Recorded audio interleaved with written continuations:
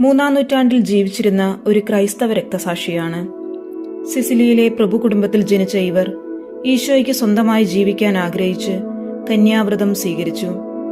ക്രിസ്തുമത വിശ്വാസം ഉപേക്ഷിക്കാത്തതിനാലും അവിവാഹിതയായി തുടർന്നതിനാലും കിൻഷ്യാനസ് എന്ന അധികാരി അഗതയെ അതിക്രൂരമായ പീഡനങ്ങൾക്ക് വിധേയമാക്കി.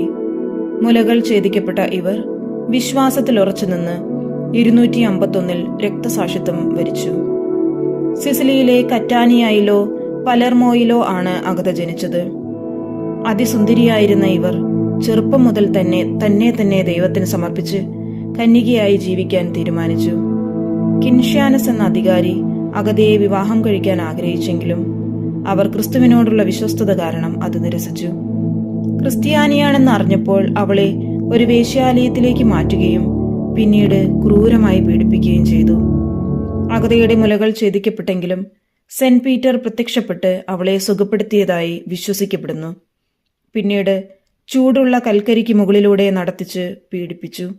ഒടുവിൽ ജയിലിൽ വെച്ച് പ്രാർത്ഥനയോടെ അവൾ മരണത്തിന് കീഴ്വഴങ്ങി. മിന്നൽ, അഗ്നിബാധ എന്നിവയിൽ നിന്നും രക്ഷിക്കുന്ന വിശുദ്ധയായാണ് അഗത കണക്കാക്കപ്പെടുന്നത്.